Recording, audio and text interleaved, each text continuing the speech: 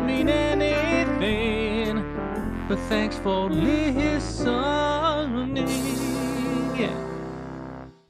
Greetings, friends, and welcome to We Say Things, episode 85 to close out the year of 2020. SUNSfan with Cinderin, as always. It's great. Yes. To see you, sir. How are you? I'm good. I'm good, Shannon. I thought I was getting a bit sick yesterday, but I feel better today. So Good. I hope it was nothing. That's great to hear. I hope you So never I'm back get to sick feeling again. nothing now, which is great. Robot mode activated. Understood. Okay, this is going to be a bit of a light episode, as I say now, and then ends up being 2 hours somehow, but it's going to kind of be like a wrap-up and look to the future episode. So first, as always, let's talk about our beautiful patrons in the In Bruges tier. It sounded like you really like some of these names, so I'll let you start, Cinderin. Yeah, so, okay, I'll do the first half. So first, SUNSfan. Don't listen to that other guy's trash can opinion. Sword of Truth is phenomenal. I can send you the book for free via... Just never... Chakar, never says Boyko where. Ustavku... Huh? Nothing. Go ahead. Boyko Ustavka Mutro, Fab Daddy, the Mega Pope, Tins TI in New Zealand, Zan Xavier, SUNSfan Pudge Omega Lol, Nate Thicko 01 Hamscroats, brother to the great OG Jesticles Hamscroats, Bacon, no, not that Bacon, the other Bacon, creating mass hysteria by announcing to my whole family that I have a Justin Bieber poster stuck in my ass. Like Shark TM and freshly seasoned goat balls. Also, thank you to Change Will Happen, the Ben Jackson and Ben Broomhead Alliance, Novi Panda, DOP, Polish title of In Bruges translates to First Shoot Then Explore, Fane _man. The Ben Alliance's new campaign is to lobby for an In Bruges SUNSfan Cinderin commentary podcast episode, and we need your help. Pitch Black, Wooden Aftertaste, Done Talk, Dyslexic Lawyer, Anonymous, Peter, Happy New Year, Niebling, and Ronnie Keel. Yes, indeed. Happy New Year to everybody.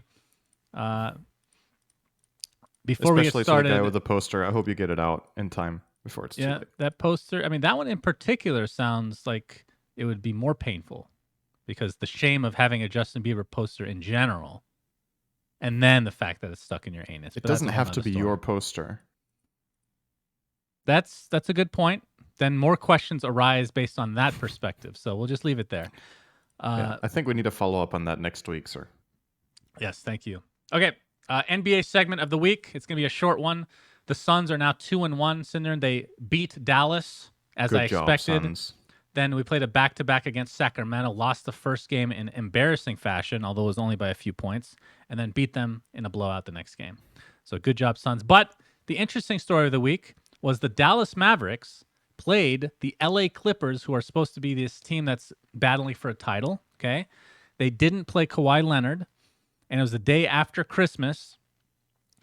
It was an NBA record. The Mavericks at halftime were up by 50 points. Never in the history of the NBA has there been that big of a blowout. And they ended up winning by 50 points as well. I'd have to look at it. It might have been like 70-20 or something? Yeah, something like that. How do you score 70 points in one half? It was ridiculous. I didn't actually get to see it myself. I'm not sure if it's more the Mavs playing well or the Clippers playing atrocious or just a combination of the two. It was 78-28, apparently, according to the chat. Pretty absurd. So that's the... Okay. Yeah. Never been I done thought Clippers before. were supposed to be good, right? Yeah, they're supposed to be. Yeah. There it is. Playoff P. Man. Should have put all my money on the Suns instead. Good job. And then last thing before we get started with the actual episode, this is a SUNSfan recommends, or in this case, does not recommend. There's a mockumentary on Netflix that just came out, created by the same people that make Black Mirror, which is one of my favorite shows of all time. It's a mockumentary called Death to 2020, and dear fucking Lord, it's horrible. It's supposed to be a comedy. I literally laughed 2 times, and both times was because it was a literal clip of either Trump or Biden saying something unbelievably stupid. It was just a real clip. Nothing else was funny.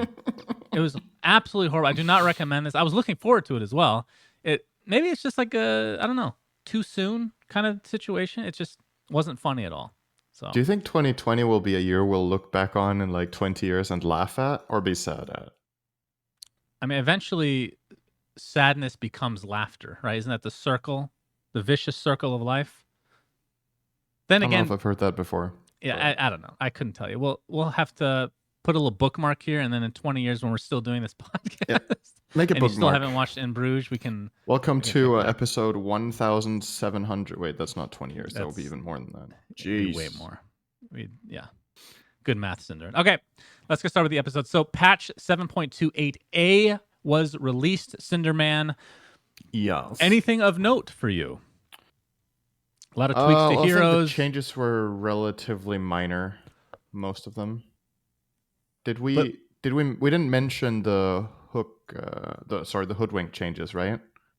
Because that got its own little patch that didn't even have a letter. we talked about it last week. Was that was out? Okay, yeah, Yeah. that was what I was thinking. After seeing the win rate and playing with it a bit more and against it a little bit more, I think the hero might actually be over nerfed. But we'll see. Okay. I need a bit more sample on it, but it doesn't seem very popular right now, and the win rate's not that good. So maybe it got hit too hard. We'll see. About this patch, I think, like most things, it's just, I don't know what's really important to focus on because most of it is just like small tweaks, right? The heroes that were considered terrible got a little bit better, and the ones that were considered great got a little bit worse.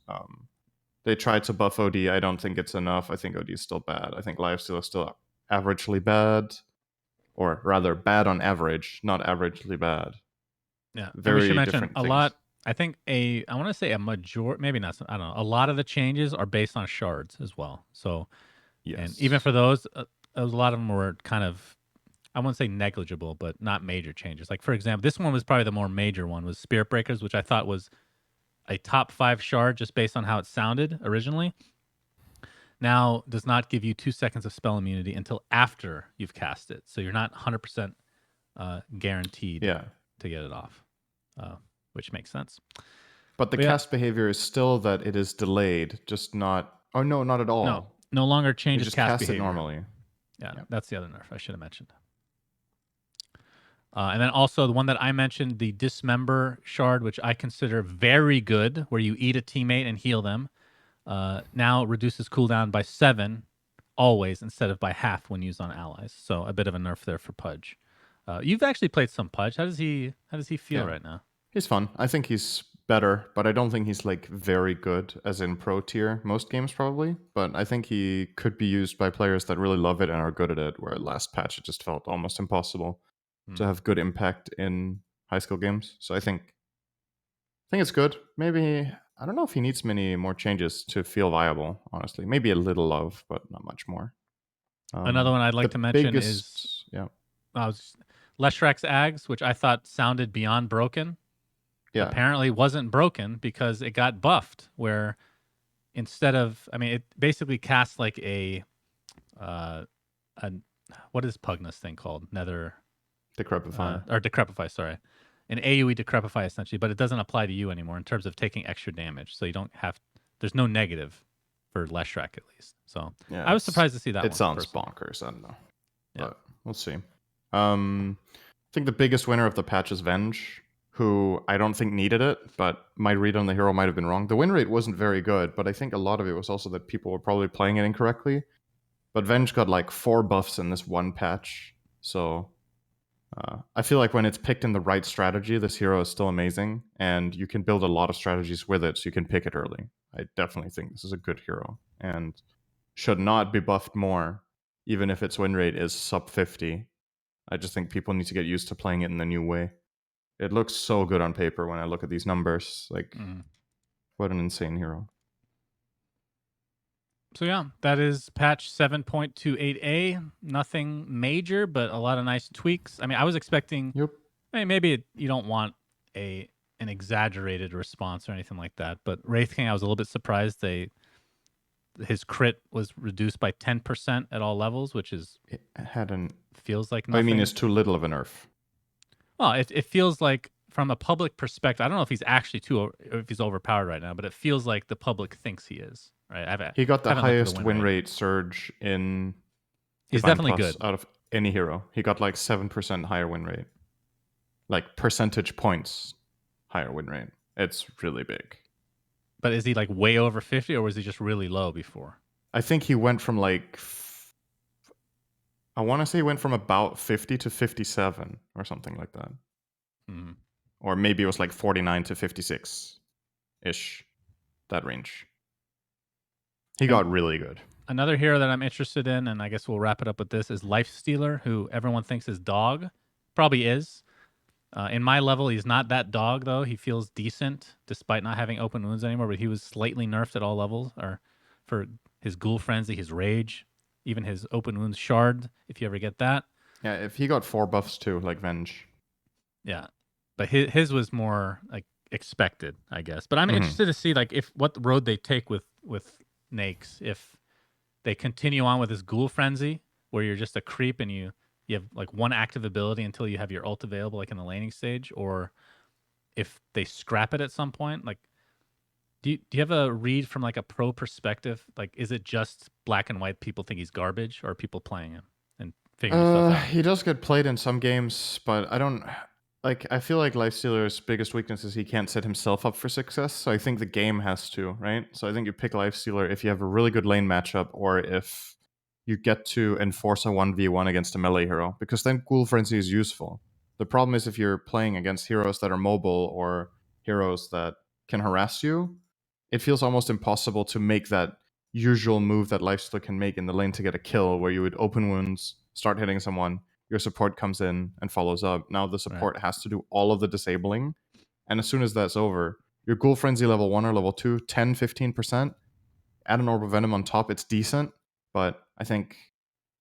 And we talked about it last week where you're forced to like max that because you want the attack speed, right? Yeah. I feel like that alone is because Feast worth doesn't deal damage.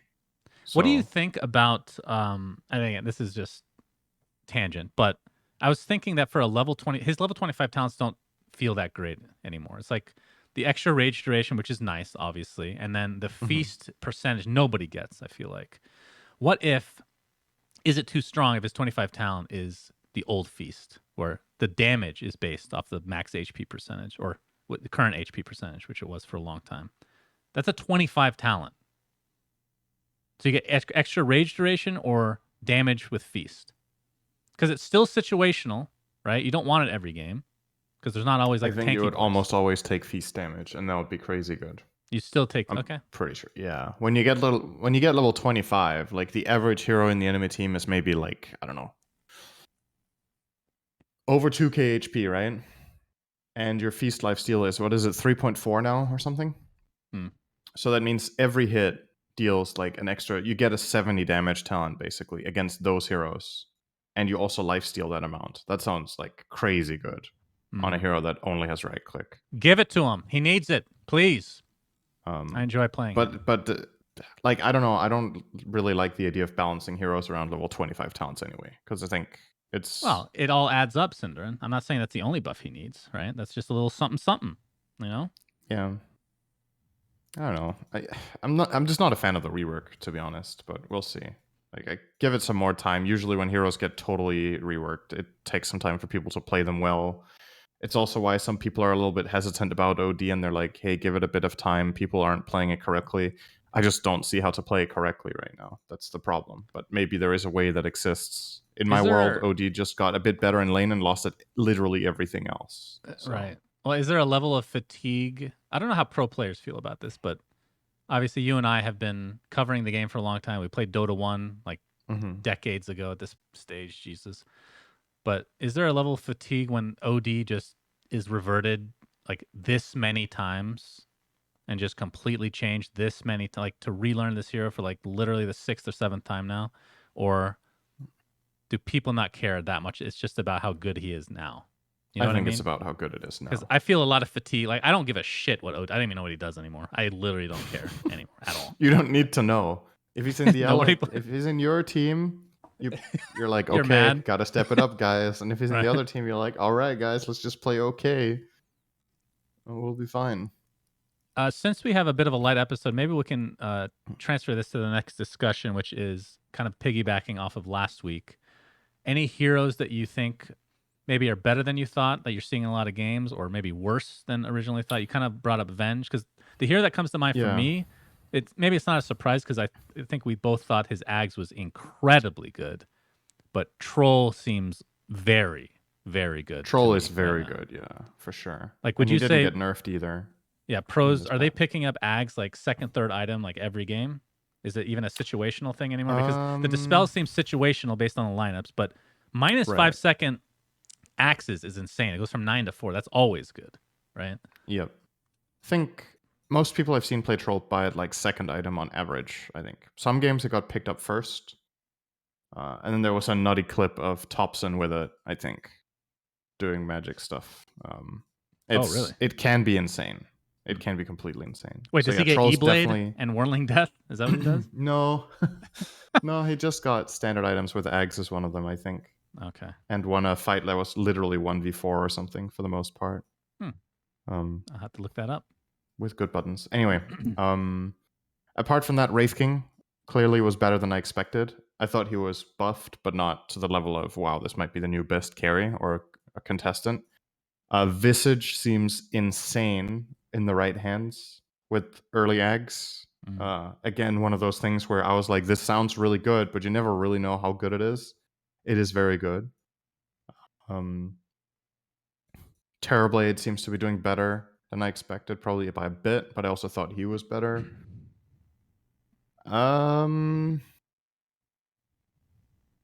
What else? I mean, Lycan has been hot as well, but I feel like Lycan is just good in the start of literally every patch, because what happens is people lose track and don't really know how to play the game anymore. So then you pick a hero that gets a fast Necro 3 and you run at shit and it just works. Like, I don't know how good that hero is going to be in a month.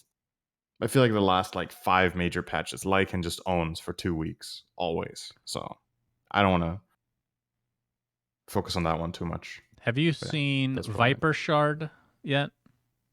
Yes, I have. I've seen a Seemed pretty small good. sample size. It seems really good. Like the fact that at level 25, again, I love these level 25 talents, but poison attack on buildings with the minus armor of the shard, that's pretty fucking strong. If you can get to that point, obviously. Because Viper's one of those heroes that feels like you drop off a bit, but at that point you're not dropping off because you're literally the hero that's sieging everything. Yeah. So that's Definitely a cool scales one. better. Have you seen Timbersaw Flamethrower? Because I have not seen that yet. I've not seen the flamethrower. I've seen the hero in play. He feels mostly the same. Yeah. So, and what I said when we looked at it was that I feel like flamethrower is going to be an item you take in the really good timber games, because in the okay timber games you have to buy defensive items. But if you have a really, really good game where, let's say, you only need one defensive item and then you feel invincible for like 10 minutes, then I think the shard could be really cool. Like, there will be a game occasionally where you could go like Bloodstone or Eternal Shroud or Yule's or Lotus Orb, and then that feels like enough defensive for now. Then I think the Flamethrower should be really good. They even got buffed now. Yep. I don't know if it needed that, but well, nobody was picking it up, so. Oh yeah, the maybe TA shard seems really good too, by the way. Is that it got buffed too for one? no reason, so that's cool. What's her shard? Psionic Trap Silence. Oh, right. Does it from 0.5 to 3 seconds now, based on max charge time? Okay, so it ramps. It's very, up. very good. I see. Okay, cool. That's like the old. Maybe you mentioned this on the 4-hour thing we did, but that's like the old? Is it Weaver or Nyx? Yeah, the old Scarabs where Weaver could like delay explosions to chain silence. You can do that with traps now if they're pre-placed. It's pretty cool. Good. Okay. All right. Next topic of discussion. Fenrir might be a new hero. This is another tease, if you will. There's some voice lines in the game that are referring to Gleipnir, which is a new weapon, and people looked up the lore behind the word Gleipnir, and it's apparently the binding that holds the mighty wolf Fenrir. And then there's other lines that refer to like an animal. A lot of new lines that are put in. So a lot of people think that this is going to be a new hero put in the game at some point. And between the Fenrir that we just talked about, between Freya, it's all like this mythology, Norse mythology, which Right. I assume they would want to put out for the Sweden TI, which this is the interesting question that I have now. Let's say you have these heroes, okay? I Yeah. don't know if Valve is just like sitting on heroes. Like the thing that takes the longest, I can tell you this by experience, is like the art. Anything like model animation, stuff like that. But in terms of like having a playable hero, that is very quick. You could literally do most heroes in a day. Like, not even kidding. It's very easy. Okay. Do you think that Hmm. they're sitting on this many heroes that they actually will just hold on to like the Sweden heroes that they wanted to release for TI for when they actually had the TI in Sweden? Even if it's like a year, even a year and a half from now. And I think. Wait. So what did you say you think is what takes the longest again? Art. Anything artless. So model animation particularly takes the Yeah. longest. I think the main thing is that I would guess the final thing you do in development is voice acting, right? You commit to that because you hire someone to come and record voice when you know you're going to make this hero released, right? Mm-hmm. I So I assume. think if you're quote unquote holding heroes or sitting on them, you're waiting until you like the concept enough that you're certain you're going to release it. And I feel like there's like this list of people who've been data mining. There's like dozens of heroes or whatever that are in the files that never got made. I think the vast majority of them are someone's ideas that just weren't good, but or didn't work out the way they wanted, and maybe they revisit them like a year or two later and they have better ideas or whatever. I think for the most part, like seeing these files doesn't how to say it doesn't make me feel confident when I see this name or these things. The thing that's the biggest giveaway is the voice line. Like that's what matters is if there's a voice line from Hoodwink that kind of teases a relation to another hero that isn't in the game yet. That to me is a much bigger commitment than there being hero files in the game, right? To be fair, there's a lot of those in the game, and they're not heroes in the game yet. Like there's a lot, right? Like Can you Mars name a has a couple? bunch. Well, I can't think of the names of the heroes, but they're Mhm. referring to something. They don't call the hero by name, but it's Right. obviously they're talking about a hero that's not released yet, right? And I believe Mhm. Mars had a couple. Basically, like the newer heroes that come out, they have references to newer heroes to come, usually. Right. I mean, I don't know. So Maybe they're planning 5 or 6 heroes ahead. It's possible. At least it's definitely a new trend, right? The old heroes did not have voice lines to stuff that wasn't out yet. I think, at least for the most part. probably If they not. did, they had voice lines for heroes that they knew they were going to release because obviously they knew they were going to do a one-to-one port of all the heroes. So that's really easy in the start. Right. But yeah, like as a strategy move, I think you want to stifle hero release. To be honest, it's not what people want to hear probably. But if you just do huge hero dumps all year, um, What does that mean? it Huge hero dumps.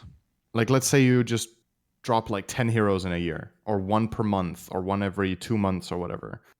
I feel like first of all, there's diminishing returns on the hype, and secondly, I think the game very quickly spirals a little bit out of control from a balance perspective, where it's much cooler to have heroes that are very well thought through and designed, and you really give them time to get tested and played and think about them, and Hmm. then you put them in the game instead of having And this what's like your thing number where you need to again? print heroes basically. What's your number? Huh? What's your favorite My number? of heroes per year, Yeah, I think it was 2, right? 2 or 3. Yeah, like in my opinion, Dota doesn't really like.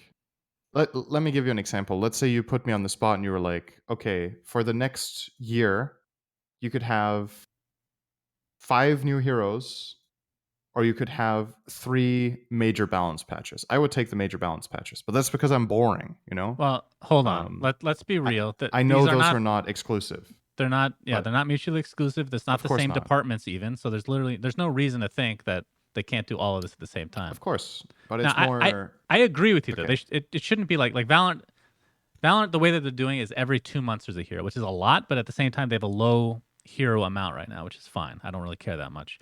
But we're at 120 whatever it is right now. My Yeah. number would probably be 4. So every like 3 months I'd I like a just. hero. I don't know. I feel That like would be a there's good number for different me. ways to go about it as well. I think the hero pool now is so big, and there are some hero designs that are still relatively similar to others or that are relatively dumb. Then, like, instead of giving us a new hero, how about you rework techies? then we have the same number of heroes. But then because it's not as hype, Cinderin. That's why. there is nothing that could get me more hype in Dota than techies being removed or reworked. But nobody actually cares what you think, Cinderin. Just remember that. That's the deep down problem. inside. That's why it's still there. I mean, techies will always be a piece of garbage. We know that. But I mean, if we're talking about like current player base versus future player base, I think from a marketing standpoint, considering there's no marketing in the game, the best marketing are these big patches. And what's most exciting about these big patches for people that are outside of Dota? New heroes. There's no question about it. Like this big patch that just came, that was really cool. I love it. My favorite patch in a long time.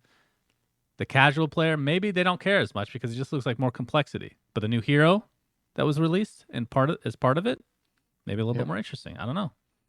So we're not that far off on numbers. The point though. I was trying to get across is 4. I think it's more important for the game's longevity and for people's enjoyment that the game gets balanced than that it gets new content, right? Imagine we got... I know this is a weird thing to say, but let's imagine this patch, instead of getting Hoodwink, it got Hoodwink, Fenrir, +1, and Valkyrie. Let's say it got 3 new heroes, but there was no rebalancing.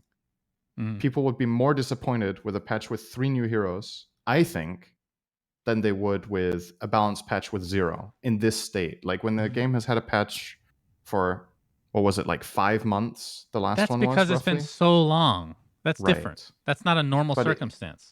That's the normal circumstances for getting a new hero, though. So people's thirst was more for a balanced patch, from what I could tell, than for new content. So you're saying that you want it staggered. I mean, I'm talking about the number specifically. I don't care when it's released. It could be a completely separate update. It's just literally the hero, no update at all, right? As long as you have these other updates. 2 or 3 for sure. Okay, so I will go then a little higher and say 4. Like, I think it's also like if you give people that much time, the chance that the hero is fun, interesting, and good design in all aspects, not just gameplay, but in terms of like the art, the voice, everything, you have so much more time to reiterate than if you're printing heroes. If you print a hero per month or every 2 months, then it might sound like a lot of time, but with the amount of people involved, then but they've had it's how way many more likely years to now? Get screw-ups. Like you're talking about as if they just started now. I promise you, they have hundreds of hero concepts at the very least, and it's all about aligning them with what kind of patch they want to come out with, whether it aligns with a Sweden TI, for example, with the Norse mythology. Who knows? There's a lot of factors, but for me, I'm just talking about the number, which again, we're not too far off on between you and I. Okay, next topic, which is the most important topic of discussion. Apparently, there is a thing called the KFConsole. I guess maybe they'll call it the KFConsole. KFConsole. KFConsole.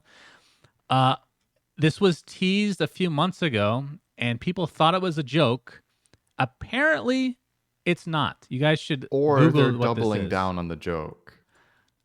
It doesn't look like it to me. It looks pretty legit. So they've partnered with Cooler Master, Asus, and Seagate to come up with this monster computer, I guess you can call it.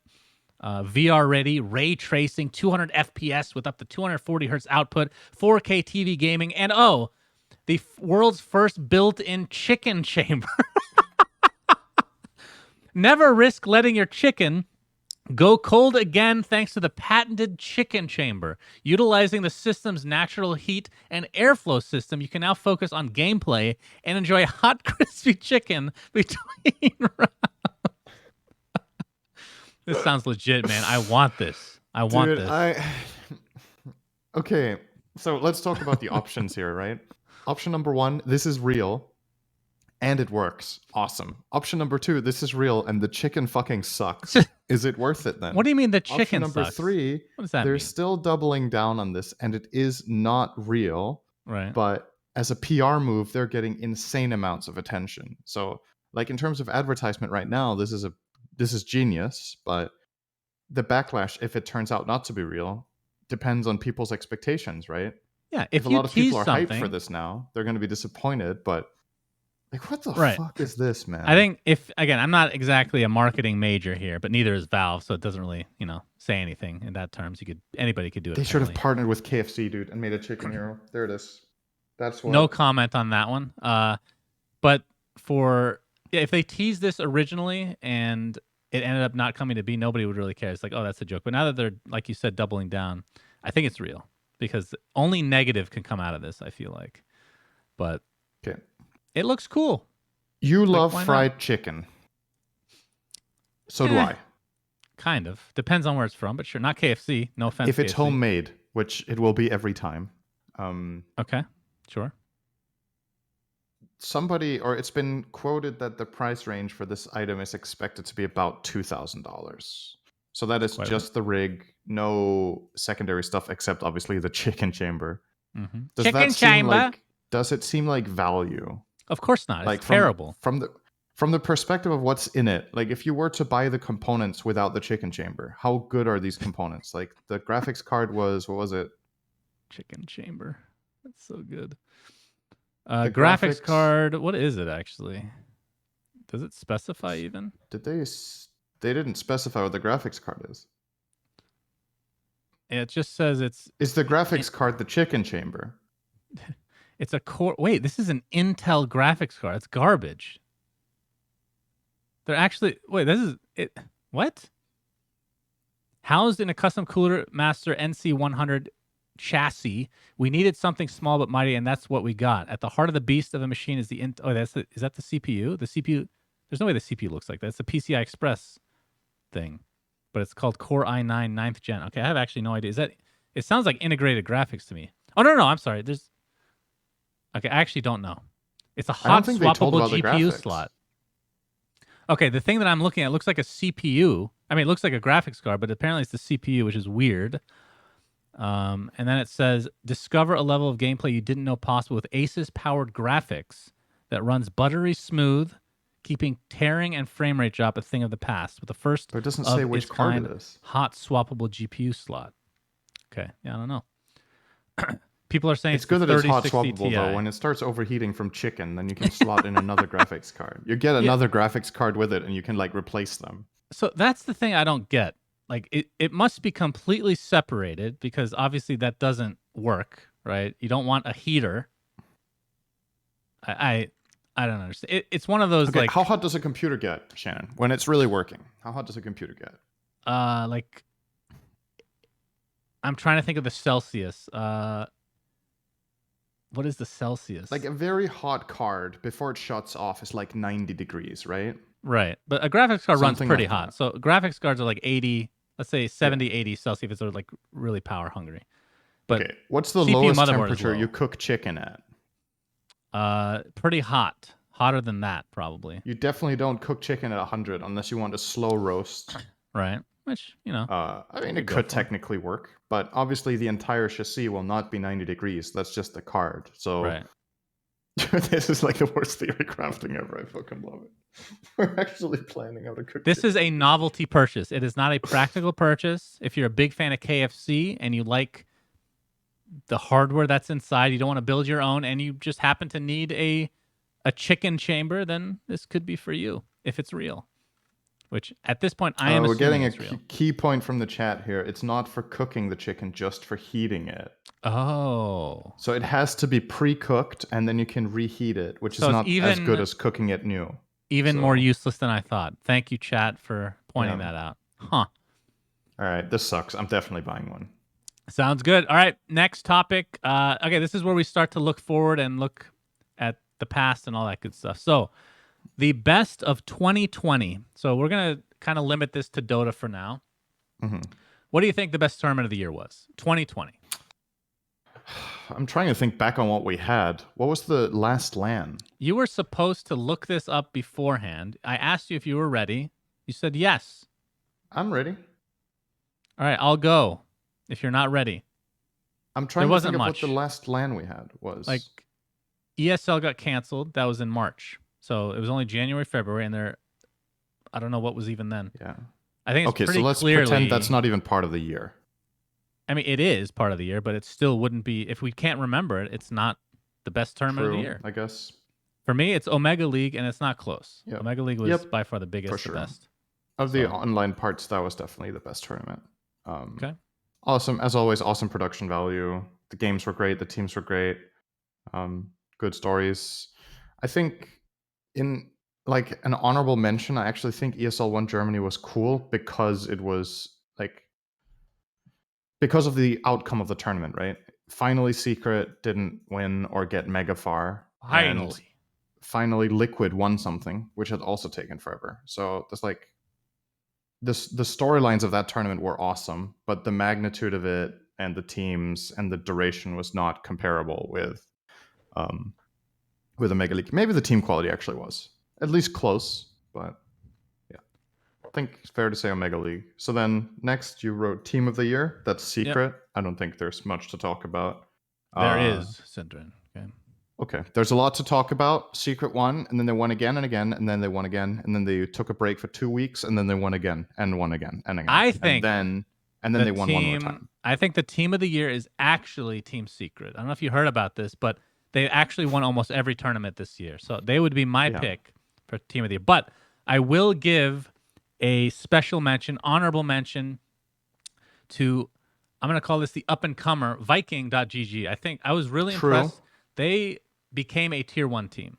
Now, the last They're the tournament most they didn't, improved team for sure. by far the most improved team, and it's one of those Most cool improved team. storylines where it reminds me of oh my god, what's the Greek team, the old Greek team called Adfinem, where they just stuck together over the course of the last year and a half, 2 years, how long it's been.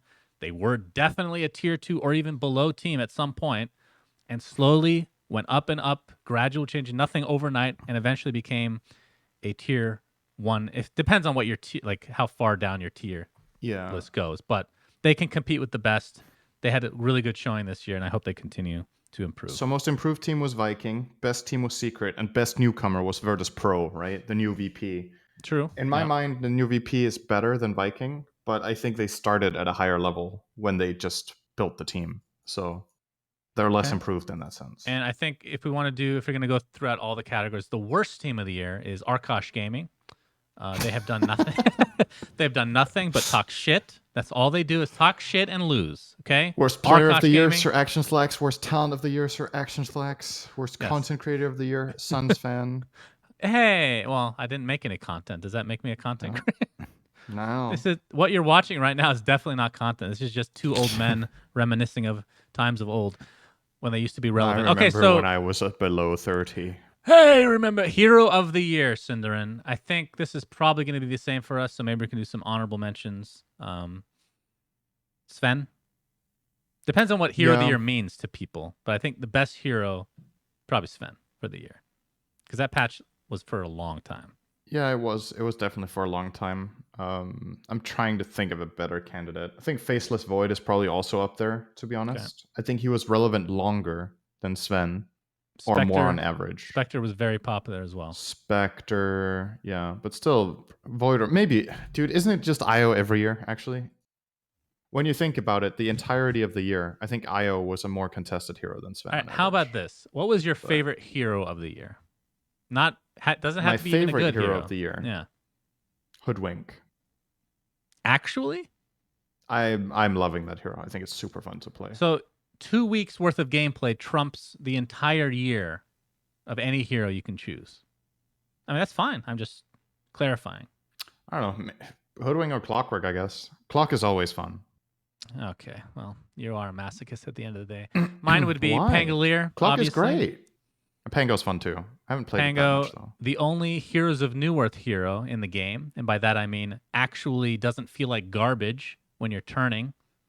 Turn rates, Ice Frog 2021, perhaps. IO? Hello? True, but you can't tell which way he's facing a lot of the time, right? So it doesn't. So it's you don't get the feel. Right. It's a philosophical thing. Sure, if you want to look at it that way. If Okay. you're a sphere, do you ever really turn? Right. I mean, But if you're the yes. companion cube, you can tell that you're turning. That is a good point. Yeah, that is a good point. Okay. New Year's resolutions for us. I actually haven't thought of any. Hopefully you have something while I think about it. I have mine. We had phases, especially 2 or 3 years ago when we would go to the gym like 2 to 3 times a week. Or I guess two on average.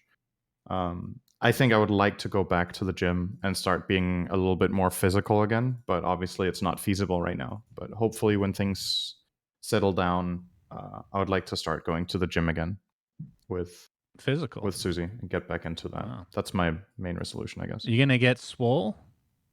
No. I just want to be more fit, like my goal is never to get big, but just better What shape. if you really liked it and you became big? Do you think that would help your career in any way or have no effect or hurt it? I mean, it would allow me to beat up the other talent. That's true. They can't talk shit anymore. Give me more events. Tournament organizing will beat the shit out of you if you don't give me more events.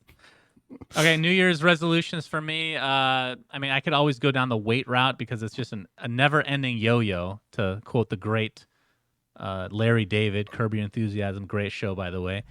But I'm going to say something career-wise because my career has felt at a bit of a standstill for the past couple years, which it's mostly my fault from, I don't know, just not having as much ambition, not caring as much, honestly, because I just, went through some shit, I guess you could say. My goal is to cast a LAN with the great Synderin because the last time... Dude, that's couple goals right there. That's true. The last time that's we did that... That's my New Year's resolution too. Shut your mouth. That's not allowed. Okay. But thank you. The last my time New we Year's resolution is to beat you up at said LAN. Last time we casted a LAN together was Captain's Draft, I believe. And then the time before that, I want to say was the original... what is the Chinese LAN that we were at BTS for? DAC, right? We cast that at BTS though, so that was remote, but... Right, but not... That's true. Are those the only two times that we have ever cast together in person? Did we ever cast group stage together at TI at all? I have never cast TI other than the noob stream, which was on a secondary stream. So no. Emphatic no. So we've cast 2 Captain's Drafts, Midas mode, Elimination mode. What do you mean 2? I'm talking about in person. Right. Then that's the... In person, that's the... Yeah, the 2... Did you... We've also cast some TI qualifiers together at BTS. Because we've been to like 2 or 3 BTS hubs together. So we did DAC, we did 2 TI qualifiers, I want to say, and maybe a major qualifier too or something. Okay. I'm not sure. So we have we've been cast in person a decent amount. But we've only cast one LAN, and it's the one that I had to make myself, Synderin. Yeah. With the help of my beautiful girlfriend. And you were not stressed at all, so it was really good. Yeah, I do regret some choices I made. I think my casting was actually pretty bad, but that's mainly from other stuff going on. Too stressed and all that shit. But I would love to cast a LAN with Synderin, please. If there's a LAN even this year. Okay, predictions of 2021. Okay, so we have the vaccine. It's already out. I don't know how it is for you. For us, they're prioritizing obviously politicians, which is very important. Not crooked at all, but also the healthcare workers, as it should. So eventually it'll trickle down to the plebs like myself in the coming months. So I would assume, like, this is, I have no idea, but maybe my complete uneducated guess, Synderin, is that by April we'll be back to semi-normal. Not normal, semi-normal. That might be a little bit ambitious, but that's what I'm thinking right now. I think one of the biggest challenges for the US is to convince people to take the vaccine. True. And that is also an issue. Oh, well, I don't want to call it an issue. It's less prevalent in Denmark, but there will always be parts of the population that are vaccine resistant, not in the sense that vaccines don't work, but that they don't want to take one. And I don't know about this. I don't think there's any country that by law enforces it, as far as I know so far, vaccination. So I think it is choice-based. And that means depending on which country you live in, let's say you live in a country where 10% choose not to get vaccinated and you live in a country where 30% choose not to get vaccinated, there's a pretty fucking huge difference in how long it takes for the pandemic to end. True. Assuming that the vaccines work and that they're effective, which is also still up in the air, right? We don't really know how long you stay resistant for because they haven't, like, let's say you started the testing half a year ago, then you only know how well they last for half a year. Yeah, for all we know, it's going to end up being like a flu shot where you have to get it every year, maybe. I don't know, something like that. Yeah. But no, that's a good point. And I mean, of course, for those, again, just to educate people out there that maybe are not understanding, vaccines are not just to help the person that you're vaccinating, but other people that may not be able to have a vaccine from getting sick from carriers that don't get vaccines, right? So Yeah. that's actually probably the bigger. Like if it was the other way around and people that didn't get vaccinated are the only ones that could get sick, fuck them, let them die. I don't give a shit. Like whatever. But if they're not taking Jesus. the vaccine because of medical reasons, then anyway, that's a tangent. Anyway, back to our predictions of 2021. Cinderin. Yes. Well, first of all, you didn't answer my question. So my very ambitious answer was April is semi-normal, where things will be Right. open, like basketball games you can go to, things of that nature. So It won't be like we had you our still wear first a mask, probably. vaccination. Our first person getting vaccinated was, I want to say, the 27th of December. We had the first one. Might have been 26th. And then that was an elderly. And our prioritization list is elderly and healthcare workers and Politicians. I don't think they have a special category. I could be wrong. I don't remember hearing that, but yeah, elderly and people with reduced immune system, and of course, what was the other thing I said? Healthcare workers, top priority. But based on the number of vaccines we have now and the general public opinion, I think, like, depending on when we can get enough, I think the bottleneck for us will be when we get enough vaccines in terms of having them on hand rather than distributing them. I think that is what will take probably the longest, is to get them all, unless we suddenly get a huge production and we can get, like, how many do we need? We need about like 6 million. If we can get them really fast, then that's a different story. But like, production takes time. So I think, I don't know, the ones we have so far, I think might have already been distributed or probably close to, I would imagine. So we're just waiting. Okay. So when do you think you can go outside and go to a movie? June. June. Okay. Yeah, probably. So Okay, I know this is not really what our podcast is about, but I'm curious about your opinion. So okay. when do you think, okay, this is maybe a weird way of looking at it, but let's do a thought experiment. Let's say you could vaccinate any percentage of the population now. How big a percentage do you feel like should have the vaccine before you're like, okay, now we're going to try to go back to normal? Because that's kind of what it comes down to, right? Is that at some point you're like, okay, this is enough. Where would you put that number? Just as a guess. Like, what do you Are you think is talking good? about people that are willing to get the vaccine? Let's, even to make it easier, let's say everybody has to get one. Okay. So then 100%. Okay, then you would still wait for 100% before you did it. But even if that meant waiting an extra 2 months. Or right. what if it was 95% now? I mean, if I was in Would you- charge, yeah. But Okay.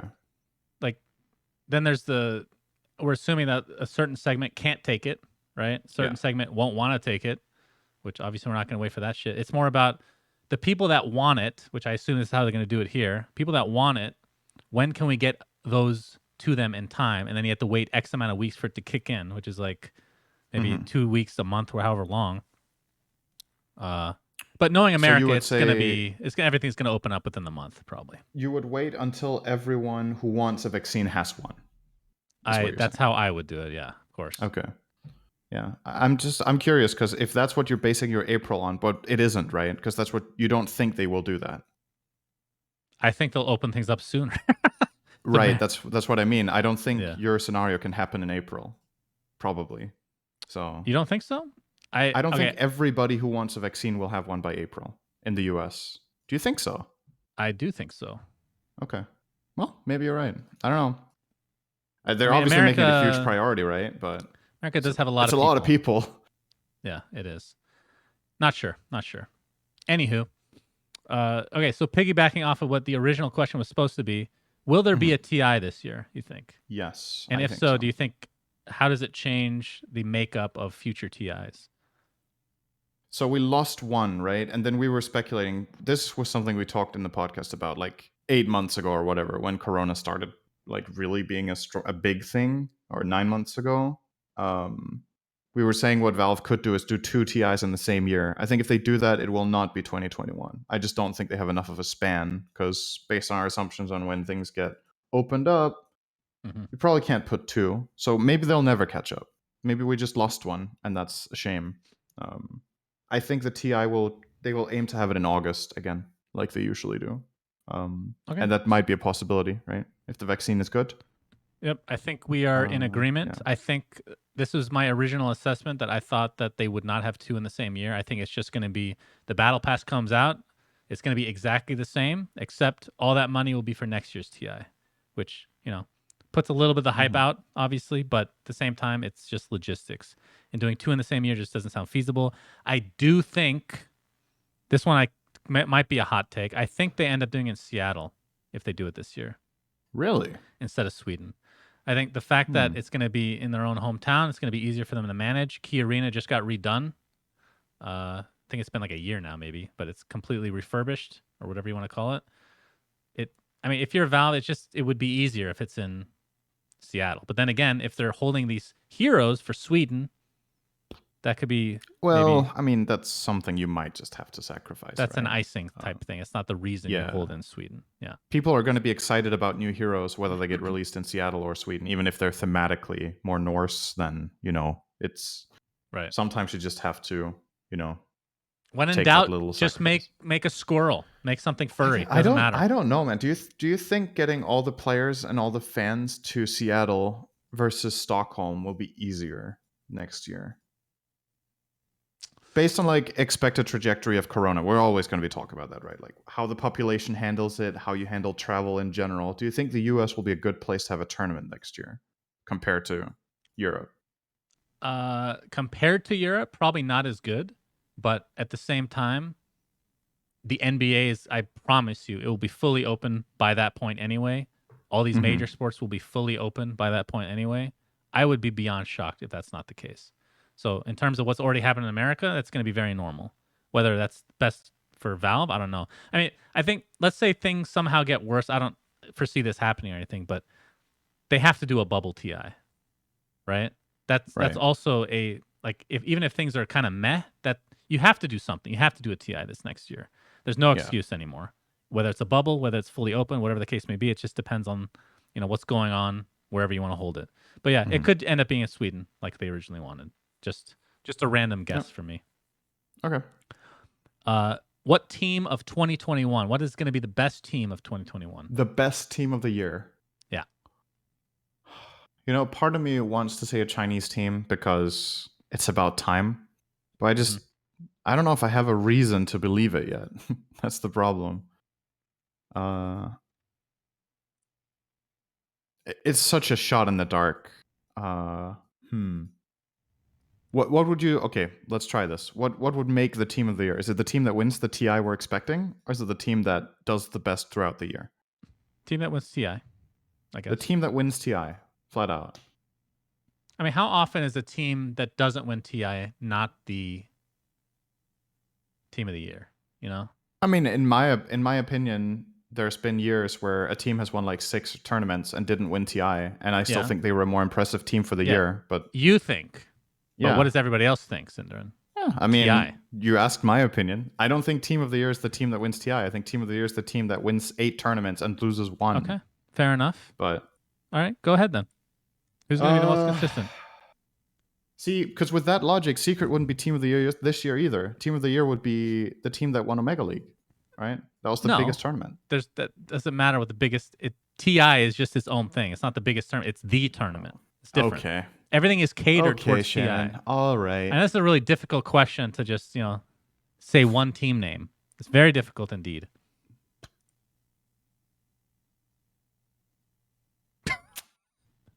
This is actually unbelievable. Dude, I thought... This is impossible. That's what's fun about it. You just guess. Yeah. What's in your gut? Don't be a robot. Just pick something. All right. My gut is 4 a.m. or Elephant. Synderen.exe stopped working. What did you say? 4 a.m. or Elephant. 4 a.m. or Elephant. Okay, thank you for the very serious answer. Hang on. Let me just make sure. I haven't watched Chinese Dota for a while. Are they still called that? 4 a.m. is Elephant. Yeah, that's what I was just thinking. So, that's the same. I thought you just said 2 team names. I thought it was 4 a.m. Yeah, but they were called 4 a.m. and they renamed to Elephant. But I've been a little bit out of touch. So okay. I'll just take Elephant regardless. I'll take that. Okay. I'll take Elephant. Right. Fair enough. My very serious answer on what team will win TI, since that's how I gauge how good a team is, Arkosh Gaming. They're going to make the ultimate Wow. Yeah, turnaround. fantastic. Great. Make a Go question, from- make me answer it, and then you can just do a meme answer and be like, wow, you were stupid for actually thinking about the question I asked you. Yeah, that's exactly what I'm thinking right now. Wonderful. Okay. I actually think the best team of the year will surprisingly be EG. And I say surprising because they've done fuck all for how long now? They're going to come out of nowhere. Arteezy's finally going to win a TI, Cinderin. It's going to happen. Okay. All right. What hero, and we're assuming just based on the current patch now, what will be the hero of 2021? Oh, God. It's got to be Wisp again, isn't it? We both know it. It's happening. So that's your pick, Wisp? I mean, it's Wisp every year, so why wouldn't it be Wisp again? Like, statistically, as a robot, I predict Wisp with the highest percentage likelihood. So, yeah. IO again for the 17th year in a row. I wouldn't say it's been IO every year. Naga had many. It's been pretty close. Naga, Morphling. Those two were at so many TIs every time. It's been close. I'm going to go Troll Warlord. I believe in his ags, unless it gets nerfed to the ground. And I do believe they're going to redesign his level 25 talents because they're just weird. Not weird, but they could be a little more interesting at least. Troll Warlord 2021, everybody. Okay, so that does it for this. Someone to vote for. Go vote for Troll Warlord. Let's do a couple Patreon mailbag questions before we bid everybody adieu. We have one from Sean Chivers. Howdy, chaps. I have a potential question for the mailbag around growing the scene, which I realize has been variously covered in previous We Say Things. Is that proper? Variously covered. Now. Okay, there's two ways I can think to phrase it, so maybe pick the one that you would be best for the podcast. Maybe I shouldn't have read that part. If you were given the explicit task of growing Dota 2 player base, what steps would you take? Or alternatively, if you were given, say, 5 million in order to grow the player base / scene, what would you put in place? More third-party tournaments, advertising, Twitch loot partner promotions, incentivizing teams, team player salaries throughout the lower tiers, collegiate or feeder leagues, and system, etc. I'm sure there's a lot of options. Merry Christmas and Happy Yule. Thank you, Sean Shivers. Thoughts, Cinderin? How would you grow the player base? If that was the specific... Okay. Yes. We should tell Valve what to do now. I think that's what we're doing right now. Yeah. I think the biggest bang for your buck is advertising. I think so. I think I would, if my sole goal was to grow the player base, I would advertise the game. I think it's okay. This whole thing with the game will talk for itself. There's still so many people that don't know what Dota is, and they have no way of discovering it. So I would advertise the game with, like, even if you gave me the $5 million, you want to grow the scene or the player base, I would advertise with all of the money. All of it. Okay. Yeah. So now, would that change if you had unlimited money? Is that just based on a specific budget? Is that? Well, hey, because you said infinite budget. I would buy everyone to play the game. I would say, hey, if you play Dota, I will pay you infinite dollars because I had infinite dollars. All right, fine. I'll answer the question. Which in turn would mean it was meaningless because inflation and everyone being infinitely rich would mean they would have nothing. The reason I say that is because reason I say that is because 5 million doesn't actually seem like very much, even for advertising. I don't think that's really going to get you that much. And plus, I don't think advertising is going to do anything if there's no fucking new player experience. There's no tutorial. So the way that I do three things. Number one is advertising in some fashion. Obviously, this can come last. Then there's the new player experience, which involves a tutorial, getting people, up to speed, whatever the case may be. Then I guess you can add this on, getting rid of the Smurf situation, which maybe they're going to be doing with the Overwatch system as well. And then the number one thing is the TI prize pool needs to be capped and then redistributed the extra surplus to third-party tournaments throughout the year, whether it be official DPCs or whatever they're doing. Like the DPC system that they have going is good. I like it. But I don't like how TI is just its monster, which we've talked about many times, so we won't really go into it anymore. Yeah. So all of that. I didn't think about the new player experience as something to pay for. But if that's something you want this budget to go to, then I agree. Then I don't think 100% is advertising. For me either. Then, because it's harder to advertise a game that people then try and get turned off by, right? So a big chunk should go into making it easier to get into the game, and the rest is advertising. So yeah, that's true. If that's a part of it, then I All right. agree. And then last question is from Augustin.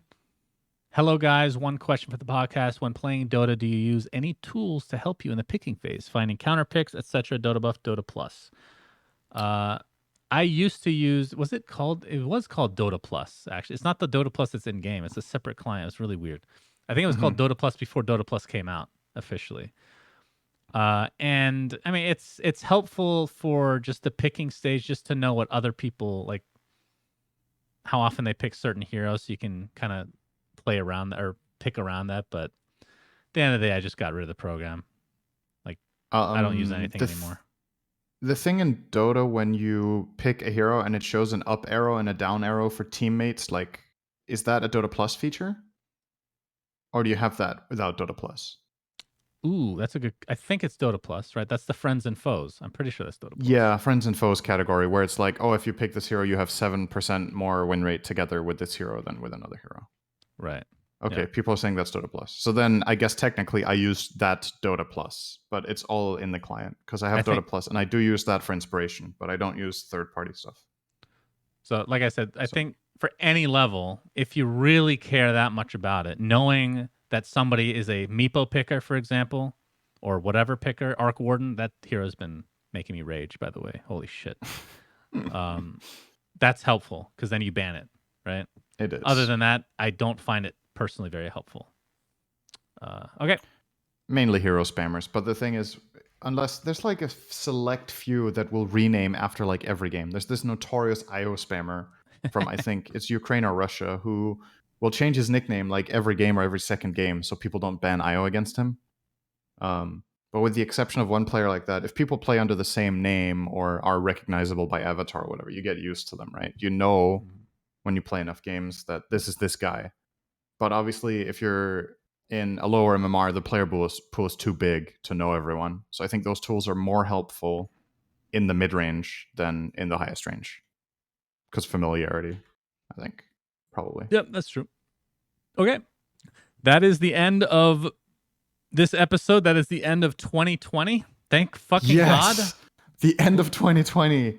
Let it be over. Please, God. All right. So, Cinder, have you seen In Bruges? No. Thank you. Another year. Happy New Year. Happy New Year, everybody. Stay safe out there. Have a great rest of the year.